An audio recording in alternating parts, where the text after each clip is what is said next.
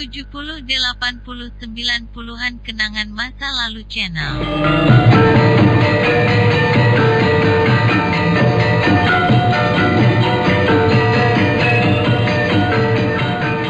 Dalam seri ke-309 ini didukung oleh para pemain Sulaiman sebagai Tambak Baya, Lukman Tambosi sebagai Empu Bajil, Margaret sebagai Dewi Sambi, Mas Dewa sebagai Gagarangan, Yoko sebagai Empu Renteng, Pranoto sebagai Kepala Desa, dan Asdi Suhastra pembawa cerita.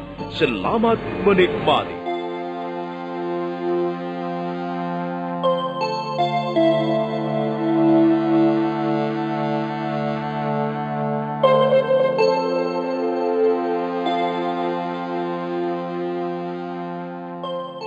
Empu Bajil memutar-mutar tongkat pencabut rohnya sambil mundur beberapa langkah. Sementara itu Tambak Baya sudah siap menyerang dengan pedangnya yang berukuran besar. Dewi Sambi tahu bahwa Empu Bajil tidak akan terlalu repot untuk merobohkan lawannya. Karena itu dia tenang-tenang saja duduk di atas sebongkah batu berlumur. Bibirnya senantiasa memperlihatkan senyuman dingin.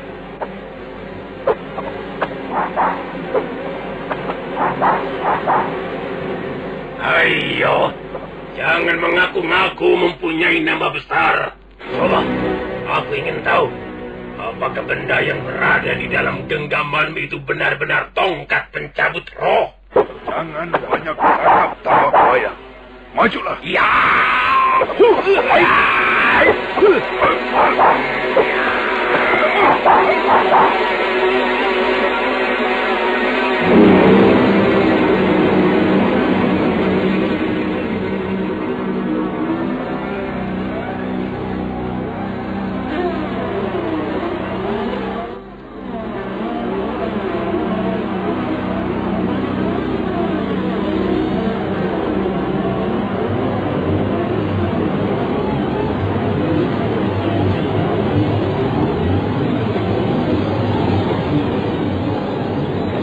Tambak Baya menjadi akurat.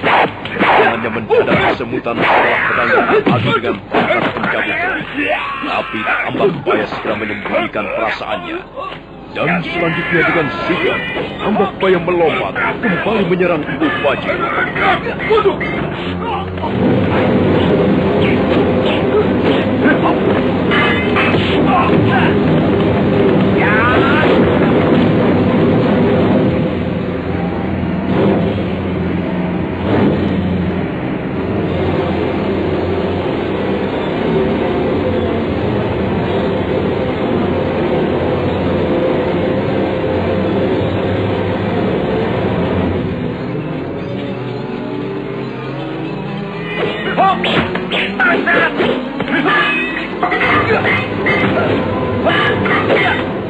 Sekalipun tubuhnya pendek, tidak lebih panjang dari tongkat yang dipergunakannya, namun Empu Bajil mampu bergerak dengan sigap.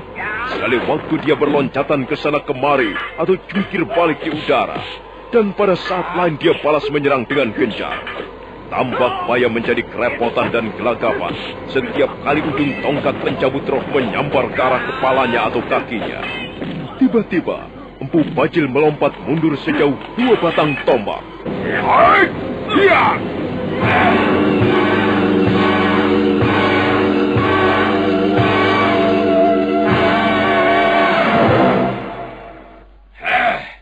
Mengapa kau berhenti menyerang?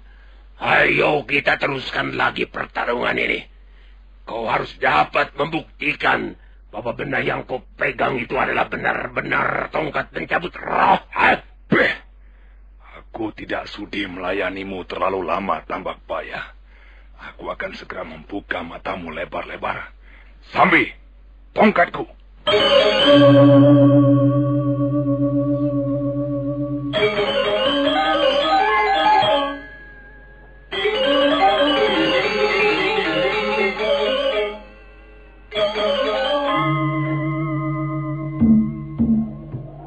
Dewi Sambi segera menangkap tongkat pencabut roh yang dilemparkan Empu Bajil. Tambak Baya tidak tahu apa yang akan dilakukan Empu Bajil selanjutnya. Karena itu dia hanya diam menunggu. Pada saat itulah Empu Empu Bajil menggerak-gerakkan dua buah lengannya naik turun, kemudian kakinya digeser-geserkan ke tanah. Tiba-tiba wajahnya menjadi tegang bergetar. Matanya melotot dan sepertinya ingin menelan Tambak Baya. Tambak Baya, kau boleh tidak percaya bahwa tongkat itu adalah tongkat pencabut roh. Sekarang saksikanlah. Barangkali kau akan lebih mudah untuk mempercayai Aji Segara Geni.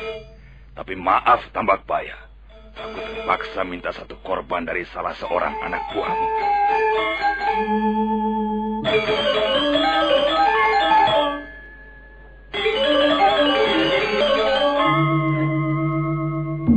Ada kurang lebih 12 orang anak buah Tambak Baya berdiri paling depan, hanya beberapa langkah dari Empu Bajil. Salah seorang di antaranya yang berdiri paling ujung sama sekali tidak tahu bahaya maut mengancam jiwanya. Sementara itu Empu Bajil masih menggosok-gosokkan kakinya ke tanah sehingga debu mengepul ke udara. Dan saat berikutnya, secepat kilat, Empu Bajil melompat. Kedua belah tangannya bersilangan ke sana kemari. Nah, lihat Tambak Baya. Aji Segara Geni. Hup!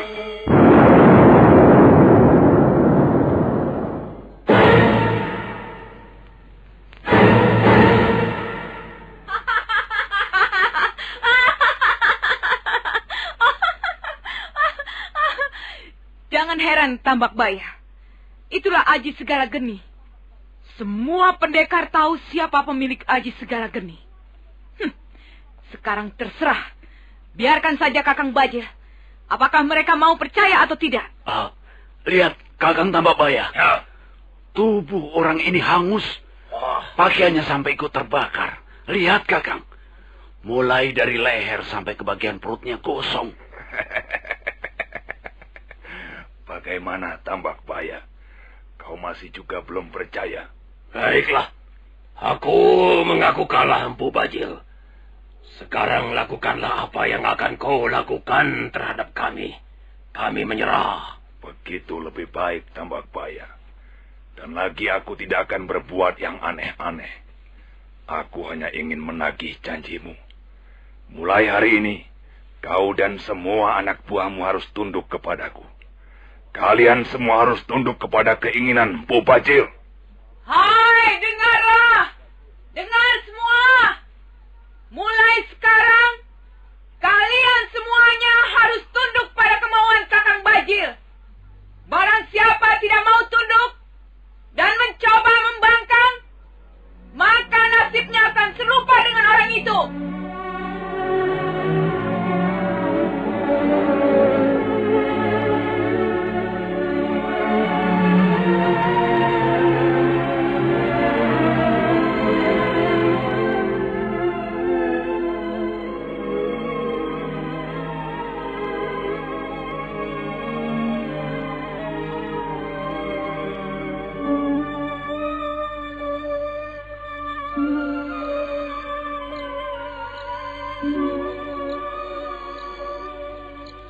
Jadi sebenarnya kita mempunyai persoalan yang sama, Tambak Baya.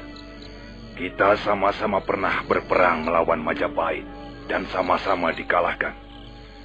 Ya, kita memang mempunyai alasan yang berbeda. Tapi hal itu tidak menjadi soal berat. Yang penting kita sama-sama musuh Majapahit. Benar, Kakang Bajil. Kita sekarang sama-sama menjadi pelarian. Menjadi buron pemerintah Majapahit.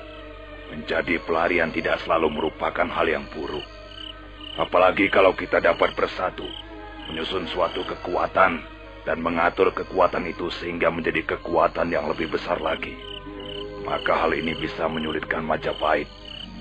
Dan itulah rencanaku selanjutnya, Tambak Baya. Ya, kita bisa mulai dengan jumlah yang ada sekarang ini, Kakang Bajil. Benar, Sambi. Tapi kita harus terus menghimpun orang-orang. Mencari pendekar-pendekar baru yang sepaham dengan kita. Kemudian mengumpulkan mereka dan menggembleng mereka. Mencekoki mereka agar menaruh kebencian kepada pemerintah Majapahit. Pokoknya, kita harus menjadi duri dalam daging bagi Majapahit. Bukankah begitu, Kakang Bajil? Benar, Kakarenan. Sekalipun hanya sedikit, Namun kita harus bisa menjadi setitik nila, sehingga rusak susu sebelanga. Lalu apa rencanamu sekarang ini, Kakang Bajil? Maksudku, rencanamu dalam waktu dekat ini. Untuk menghimpun kekuatan yang nantinya bisa menyulitkan kedudukan pemerintah Majapahit. Kukira yang pertama kali harus kita pikirkan adalah sarang. Kita butuh sarang persembunyian. Dan sarang itu harus benar-benar menjadi tempat rahasia kita. Apakah kalian tahu di mana kira-kira kita bisa membuat sarang persembunyian yang cukup aman? Saya tahu tempatnya, Kakang Bajil. Tetapi letaknya jauh dari sini. Itu tidak menjadi soal. Di mana? Katakan saja, Kagarangan. Di lereng Bukit Maribong. Di mana itu? Bukit Maribong letaknya di kaki Gunung Lamongan. Baiklah, aku setuju. Gunung Lamongan letaknya cukup bagus untuk mengintai mangsa-mangsa kita. Baiklah, kalau begitu, mulai besok kita semuanya akan berangkat ke Gunung Lamongan. Tapi sebelumnya, ada yang ingin kukatakan pada kalian. Tambak Baya dan kau, Kagarangan. Apa itu, Kakang Bajil? Semula kami adalah pendekar 3 serangkai. Sekarang kami tinggal berdua. Sahabat kami yang terdekat, Mpu Renteng, entah di mana sekarang berada. Kami berpisah semenjak menderita kekalahan di perbatasan kota Kediri. Sahabat kami itu melarikan diri dalam keadaan terluka parah. Kalau saja dia bisa kita temukan, dan kita usahakan mengobati luka-lukanya, maka kekuatan kita akan bertambah lebih besar. Semua orang tahu siapa Mpu Renteng. Apakah sampai sekarang belum ada kabar beritanya, Kakang Bajil? Ya, kami sudah mencari ke sana kemari, tapi masih belum berhasil juga. Karena itu, Tambak Baya, Ya. kerahkanlah beberapa orang anak buahmu untuk mencari Adi Renteng.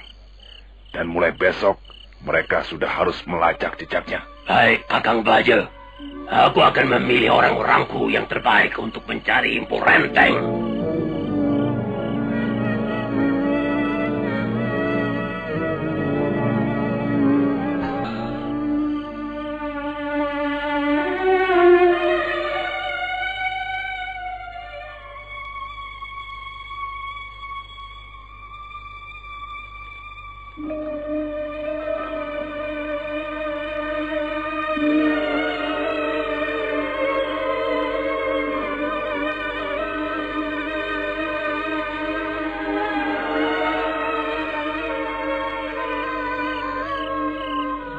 Memang benar apa yang dikatakan Mpu Bajil. Semenjak kekalahannya di perbatasan kota Kediri, mereka lalu berpisah dengan Mpu Renteng. Mpu Renteng dalam keadaan terluka akibat tusukan keris Megalamat milik Ranggalawe, berusaha menyelamatkan dirinya. Sambil terus merasakan sakit yang luar biasa di bagian dadanya sebelah kiri, Mpu Renteng berjalan dari desa ke desa, menyusuri tepian sungai, bersembunyi di balik rumpun-rumpun ilalang, ataupun menyelinap di balik batu-batuan bukit. Waduh, kemana lagi aku harus menyembunyikan diri? Aku tidak bisa terus-menerus berjalan dalam keadaan luka seperti ini. Aduh, sakitnya bukan main. Sungguh dahsyat kekuatan keris Megalamat. Sakitnya luar biasa. Panas, pedih dan ngilu. Kurang ajar si Ranggalawe. Kalau saja lukaku ini dapat sembuh, yang pertama kali kulakukan adalah membunuh orang dari Tuban itu. Keparat. Rupanya ada orang yang terus mengikuti aku. Rupanya dia tidak sendirian. Hai, apa yang kalian lakukan di situ? Ayo keluar. Aku tahu kalian bersembunyi di balik semak belukar. Ayo, cepat keluar.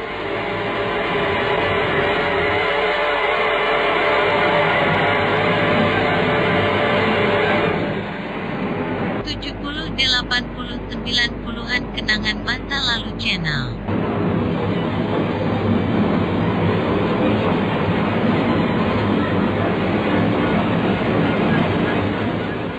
mendadak dari balik rumpunan semak belukar muncul kepala-kepala manusia. Semua tidak kurang dari 15 orang. Mereka perlahan-lahan bergerak membentuk lingkaran. Mungkin maksudnya untuk mengepung orang yang barangkali mereka curigai. Salah seorang di antaranya bertubuh agak kurus dan berjenggot tipis, memberikan aba-aba agar teman-temannya tenang. Maaf Tuan, saya adalah kepala desa Kajar. Memang sejak tadi saya berusaha untuk menguntit Tuan. Mengapa kalian mengikuti aku? Apakah aku mempunyai kesalahan terhadap kalian? Kami belum mengenal Tuan. Bahkan kami belum pernah sekalipun melihat Tuan. Itulah sebabnya kami membuntuti Tuan. Jelasnya kalian mencurigai aku. Mencurigai kehadiranku, begitu? Kami harus waspada setiap saat, Tuan. Di samping itu, kami mendapat perintah dari atasan kami untuk mencurigai dan memata-matai setiap orang yang belum kami kenal dan masuk ke daerah kami ini. Aku tidak mempunyai urusan dengan kalian, dengan desa kalian. Aku sekarang ini sedang terluka parah. Aku jauh-jauh meninggalkan kampung kelahiranku untuk mencari seorang tabib. Aku hanya sekedar mampir di desa kalian dan tidak mempunyai maksud apa-apa. Aku hanya melepaskan lelah di tempat ini. Tuan agaknya seorang yang perlu mendapatkan pertolongan. Kalau begitu, mari singgah di rumah kami. Tuan akan memperoleh seorang tabib, tempat untuk menginap, bahkan kami dengan senang hati menyediakan makanan ala kadarnya. Tapi dengan catatan, Tuan mau mengadakan tanya jawab sebentar dengan kami. Tanya jawab apa? Sudahlah. Biarkan aku pergi. Kalau memang kalian keberatan, biarkan aku pergi meninggalkan desa ini. Tunggu, Tuan. Tunggu. Tuan tidak bisa begitu saja pergi. Belum lama ini, kami telah berhasil menangkap 2 orang pelarian. Mereka adalah prajurit-prajurit Kediri yang melarikan diri ketika kalah perang melawan Majapahit. Sekarang 2 orang prajurit yang sial itu telah kami serahkan kepada atasan kami. Itu adalah urusan kalian. Aku bukan prajurit. Dan aku bukan orang yang baru saja kalah perang. Aku sedang sakit. Dan sekarang ini, aku mencari seorang tabib. Cepat, berilah aku jalan. Aku harus segera pergi. Kalau begitu, kami terpaksa berbuat sedikit kurang sopan terhadap Tuan. Ayo anak-anak, tangkap orang ini. Tangkap dan bawa ke balai desa. Kurang ajar. Sekalipun dalam keadaan sakit, jangan kalian kira bahwa aku tidak berani melawan. Ayo!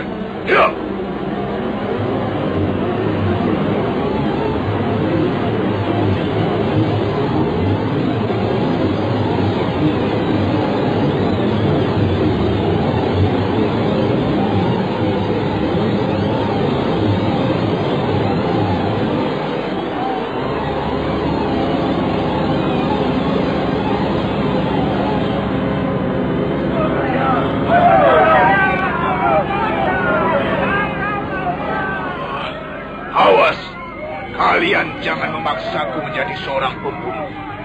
Kalau kalian masih berusaha menangkap aku, ya, itu bukan salahku. Salah kalian sendiri. Ayo anak-anak, mengapa kalian berhenti? Ayo cabut senjata kalian. Nampaknya tamu kita kali ini senang diperlakukan kasar. Ayo, tangkap dia.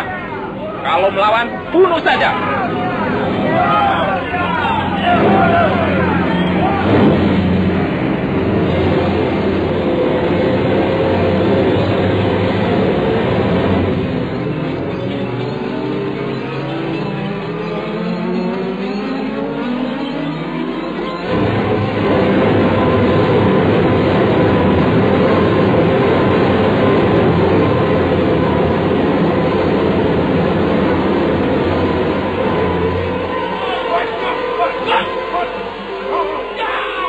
Orang-orang desa Kajar itu, di bawah pimpinan kepala desanya sendiri, segera menyerbu dengan senjatanya masing-masing. Dan terjadilah pertempuran sengit. Orang-orang desa itu memang bukan pendekar. Kemampuan mereka dalam hal ulah kanuragan sangatlah kurang. Tapi karena jumlah mereka cukup banyak, dan karena Empu Renteng menghadapi mereka dalam keadaan luka parah, maka serangan-serangan mereka menjadi berbahaya. Pada saat itulah muncul rombongan orang-orang berkuda. Nah, saudara pendengar, bagaimanakah kisah selanjutnya? Nasib apakah yang akan dialami oleh Empu Renteng, salah satu di antara 3 serangkai pendekar kerajaan Gelang-Gelang? Silakan menunggu seri berikutnya. Sampai jumpa.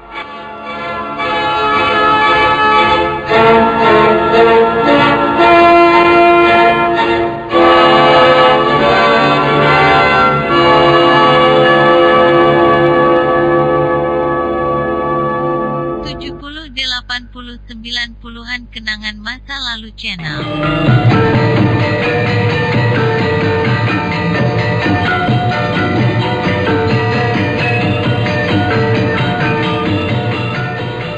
Dalam seri ke-310 ini didukung oleh para pemain Mas Pran sebagai Kepala Desa Kajar, Dedi sebagai Katumba, Rudi sebagai Ralimpung, Yoko sebagai Empu Renteng, M. Abud sebagai Arya Dwi Pangga, dan Asdi Suhastra pembawa cerita.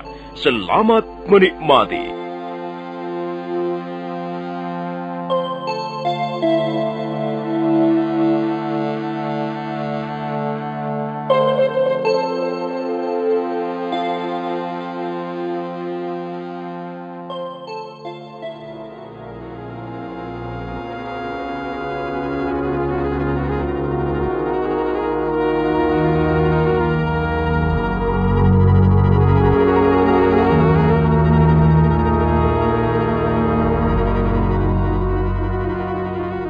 Sebenarnya orang-orang desa Kajar bukanlah pendekar.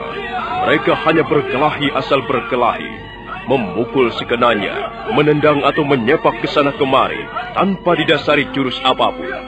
Tapi karena jumlah mereka cukup banyak, hal itu membuat Empu Renteng kerepotan juga. Apalagi dia mempertahankan diri dalam keadaan terluka parah.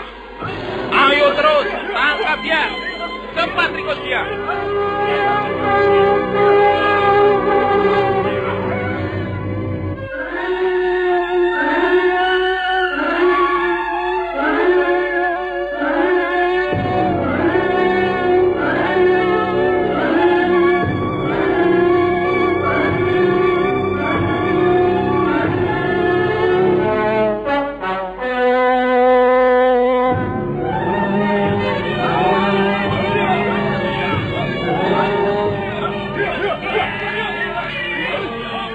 Keadaan Empu Renteng benar-benar terpojok karena gerakannya sangat lambat.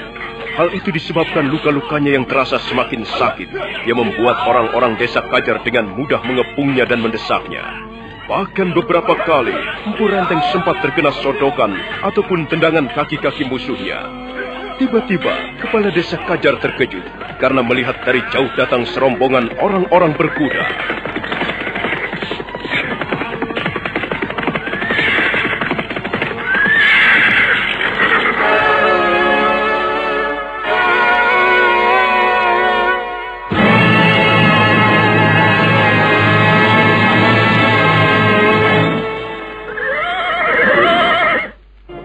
Ada apa ribut-ribut di sini? Siapa kalian ini? Kalian tidak perlu tahu siapa diri kami. Awas. Kalian jangan ikut campur urusan ini. Kalian jangan membuat perkara baru di sini. Aku adalah kepala desa Kajar. Aku sedang bermaksud menangkap orang yang kami curigai. Diakah orangnya itu? Ya, dialah orang yang kami curigai. Kami akan menangkapnya untuk kami periksa di balai desa. Lihat Ralimpung, lihatlah. Kau masih ingat apa yang pernah dikatakan oleh Kakang Tambak Bayah? Kata-kata yang mana, Katumba? Maksudku, ciri-ciri orang yang harus kita cari selama ini. Bukankah dia itu memiliki ciri-ciri yang kita kenal? Lihatlah, dia juga membawa sebuah pedang kuning. Tubuhnya juga sesuai seperti yang dijelaskan oleh Kakang Gagarangan. Jangkung dan sedikit kurus. Mungkin benar, dialah orang yang kita cari-cari, Katumba. Kalau begitu, marilah kita bawa sekarang juga orang itu. Tunggu dulu. Apa yang akan kalian lakukan itu? Bukankah kata-kataku sudah cukup jelas? Bahwa kami akan membawa orang itu pergi dari sini. Sebab memang nampaknya dialah orang yang kami cari-cari selama ini. Cepat Ralimbung. Jangan hiraukan orang-orang desa ini. Ayo, kita bawa dia pergi dari sini. Awas, jangan berlaku seenaknya di daerah orang. Ayo anak-anak, usir orang-orang ini. Suruh mereka pergi. Cepat!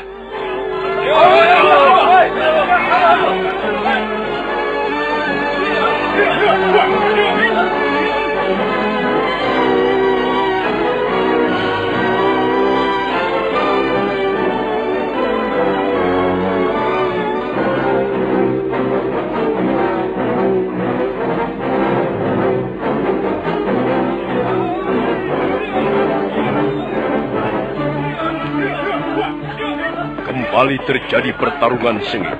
Kali ini orang-orang desa Kajar terpaksa menghadapi penunggang-penunggang kuda yang belum mereka kenal. Penunggang-penunggang kuda itu ternyata memiliki kemampuan ilmu kanuragan yang lumayan. Karena itu mereka tidak begitu sukar untuk menghadapi orang-orang desa Kajar.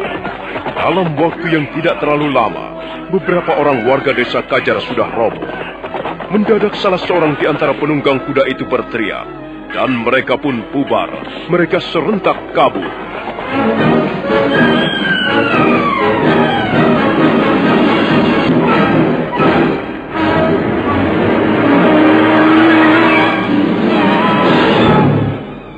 Kurang ajar. Siapa orang-orang itu tadi? Nampaknya mereka sekumpulan perampok. Wajah-wajah mereka memperlihatkan tanda-tanda kurang bersahabat. Tapi sayang sekali, mereka berhasil membawa kabur orang itu. Sudahlah anak-anak, ayo kita kembali. Kita rawat mereka yang terluka. Sudah. Biarkan orang-orang itu pergi. Tapi selanjutnya kita harus lebih berhati-hati. Kita harus waspada menjaga keamanan desa kita. Nampaknya desa Kajar mulai disenangi tamu-tamu gelap.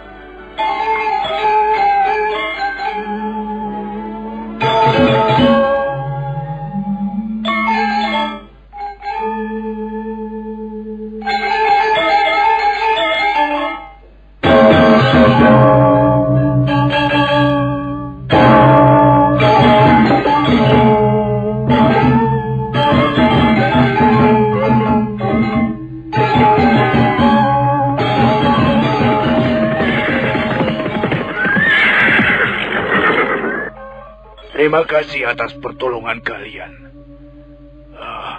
Tapi sebenarnya siapakah kalian ini? Tuan Renteng tidak perlu cemas. Kami semua adalah sahabat-sahabat Tuan. Kalian tahu namaku? Dari mana kalian tahu? Kami tahu nama Tuan dari Tuanku Empu Bajil. Di mana Kakang Bajil berada sekarang ini? Bagaimana kalian bisa berkenalan dengan Kakang Bajil? Tuan Renteng, kita sekarang sudah menjadi sekutu. Pimpinan kami, Kakang Gagarangan dan Kakang Tambakbaya sudah bersatu dan menjalin kerjasama dengan Tuan Bajil serta Dewi Sambi. Dan kami ditugaskan mencari Tuan. Kami benar-benar tidak menduga bahwa kami akan secepat ini bisa menemukan Tuan Renteng. Sekarang, marilah ikut kami, Tuan. Kakang Bajil dan Tuanku Dewi Sambi sudah menunggu. Tunggu dulu. Tunggu. Aku tidak bisa begitu saja mempercayai kalian. Aku belum pernah mengenal siapa kalian. Tuan Renteng, kami tidak mempunyai banyak waktu. Kita semua sekarang menjadi pelarian pemerintah Majapahit. Ayolah Tuan Renteng. Ayolah ikut kami sekarang juga. Tidak. Aku tidak bisa mempercayai kata-kata kalian.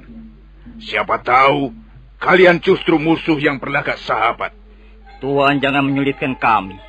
Kami ditugaskan membuat Tuan segera menghadap Tuanku Bajil.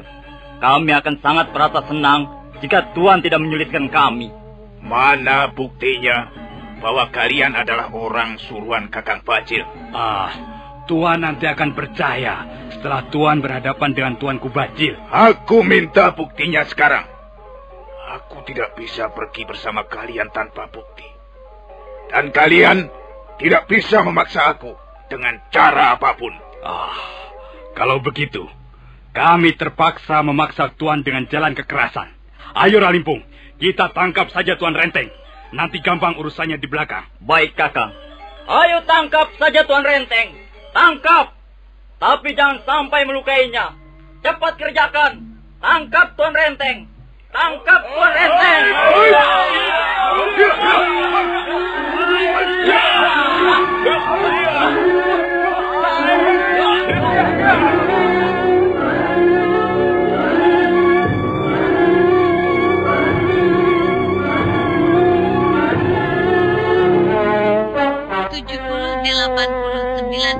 Kenangan Masa Lalu Channel.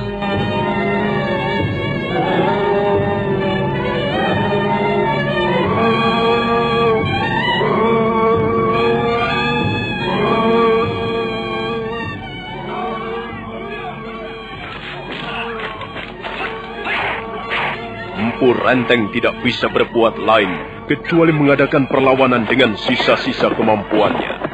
Tapi penunggang-penunggang kuda itu, yang rupanya adalah anak buah Tambak Baya, segera bergerak dengan sigap. Mereka mengepung Empu Renteng. Mereka menyerang sambil berusaha mengurung Empu Renteng. Keadaan Empu Renteng menjadi sangat mengkhawatirkan. Hal itu disebabkan karena luka-lukanya yang nampaknya semakin parah. Tapi mendadak pertarungan seketika terhenti. Ku berdiri di atas bukit masa kini dan menatap kabut kenangan di kejauhan. Angin menyuburkan pohon-pohon mimpiku dan tanganku menggerayangi gelapnya waktu.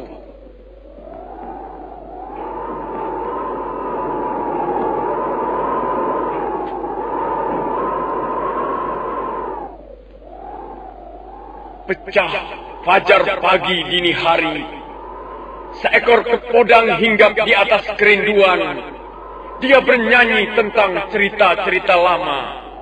Dan dia berkisah tentang diriku dan dirinya. Hai! Siapa di situ? Ayo keluar! Keluar! Hari-hari begini membaca syair. Apakah kau kurang pekerjaan? Cepat keluar!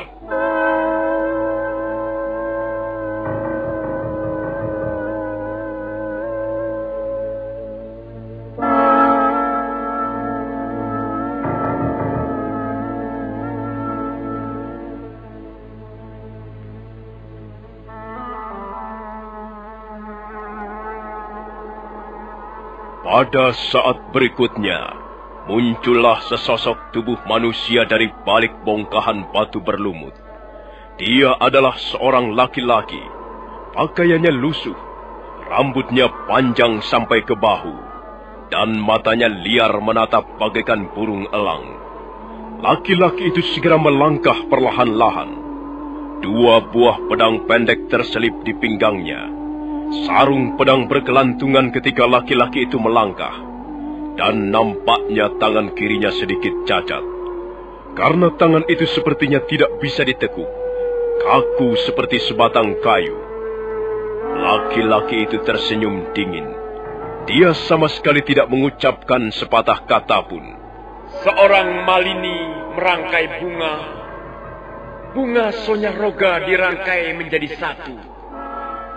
Malini bekerja pada malam hari, sambil mulutnya tak henti-hentinya bernyanyi. Suaranya lirih, tapi menembus kedalaman malam. Lagunya lagu cinta yang sudah lama terpendam. Wong edan, orang gila. Apa maksudmu, ha? Apa maksudmu dengan ini semua? Orang ini benar-benar telah mengganggu kita, Kakang. Sikat saja sekalian. Bagaimana pendapat kalian dengan syair-syairku tadi? Syair-syair membuatku mau muntah. Syair-syair apa itu? Kami adalah pendekar-pendekar. Kami tidak butuh mendengar syair. Kau pasti orang yang kurang waras. Orang yang tidak menyukai syair, pastilah kurang cerdas otaknya, kurang halus budinya, kurang lembut hatinya. Syair-syair seperti itu hanya pantas dibaca perempuan sambil berbaring di atas ranjang. Kalian barangkali membutuhkan syair-syairku yang lain. Tidak usah. Lebih baik kau segera angkat kaki dari sini. Kau sudah mengganggu kami. Kami tidak membutuhkan sair-sairmu itu. Dengarkan saja sendiri. Ayo, minggat dari sini. Sair-sairmu itu tidak akan laku dijual 1 kepeng. Cepat pergi. Baiklah, aku akan segera pergi. Tapi kumohon kalian sudi mendengarkan 1 bait lagi. Apa? Kau masih juga mau menyair? Ingat, hanya 1 bait lagi. Tidak lebih. 1 bait saja. Bagaimana? Kau jangan main-main ya. Kami tidak suka dipermainkan orang seperti ini. Jangan salah paham, kawan. Siapa yang akan main-main? Aku bersungguh-sungguh. Aku benar-benar akan mempersembahkan sebuah syair yang pantas untuk kalian. Nah, dengarkan. Tapi maaf, di samping mengalunkan bait-bait syair itu, aku juga ingin sedikit memperagakannya. Selesai berkata, laki-laki berpakaian lusuh itu menarik senjatanya. Senjata itu berupa sebuah pedang pendek yang bentuknya melengkung. Kalau disejajarkan, maka 2 bilah pedang pendek itu akan nampak bagaikan 2 bulan kembar. Maka demikianlah, laki-laki itu menggenggam sebilah pedang di tangan kanannya, dan pedang yang lain dipasang pada tangan kirinya yang nampaknya cacat. Laki-laki itu kembali tersenyum dingin, tapi mendadak senyuman itu lenyap dan wajahnya berubah menjadi tegang. Dan pada saat selanjutnya, laki-laki itu mengucapkan bait-bait syairnya dengan lantang. Aku datang dari dunia kegelapan. Kuterobos dinding-dinding batu kelam. Aku terbang bagaikan kelelawar ajaib, mengarungi samudera darah. Aku haus, aku dahaga. Jiwaku menjerit karena haus dan dahaga. Aku melawang bagaikan raja serigala.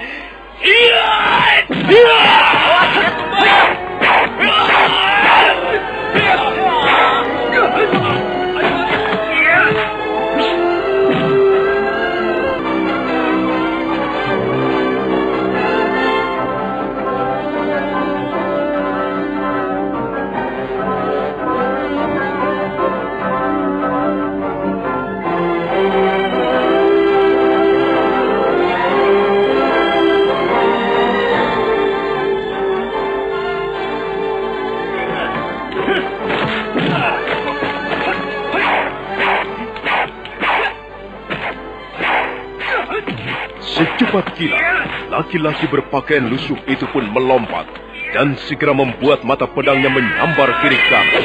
Sekali gebrak, 2 orang yang berusaha menangkis serangannya roboh bersimbah darah.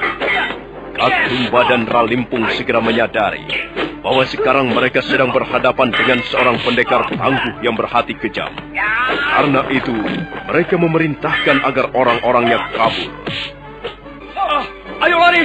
Ayo, cepat ambil kuda kalian masing-masing. Ayo lari! Ayo!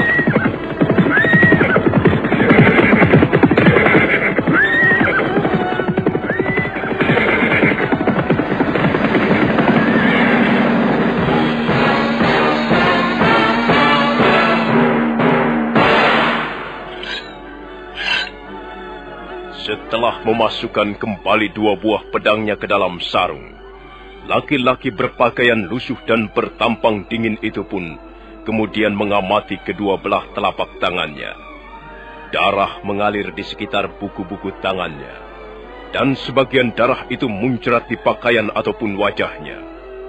Laki-laki itu tersenyum pada Empu Renteng yang masih berdiri dengan wajah ternganga keheranan. Sebuah tontonan yang menjengkelkan. Aku menyesal sekali. Mestinya aku tidak berbuat seperti ini. Bagaimana Tuan Renteng? Oh, terima kasih Tuan. Terima kasih atas pertolongan Tuan.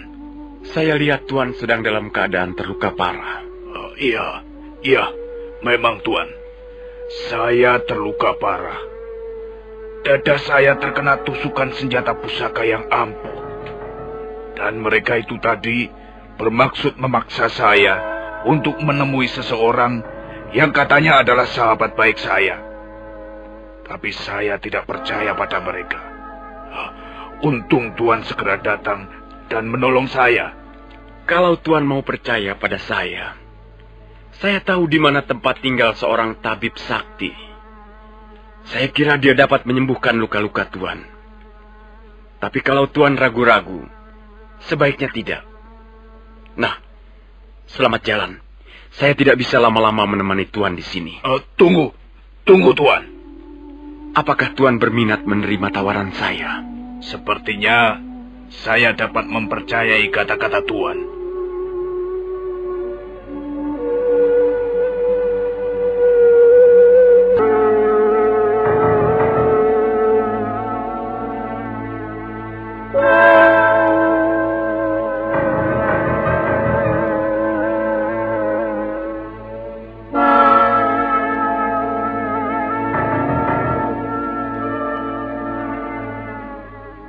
Laki-laki bertampang aneh itu pun kembali memperlihatkan senyumnya yang dingin dan angkuh.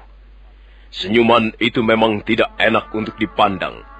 Tapi kata-kata yang dilontarkan laki-laki itu begitu meyakinkan, sehingga Empu Renteng mempercayainya.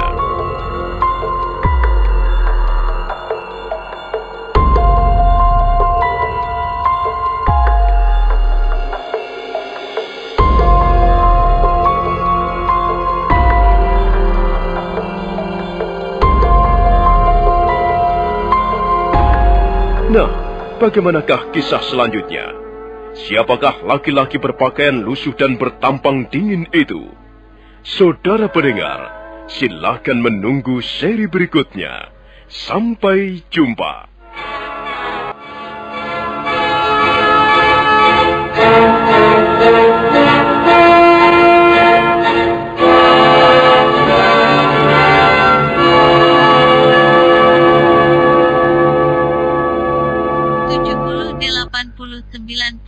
Kenangan Masa Lalu Channel.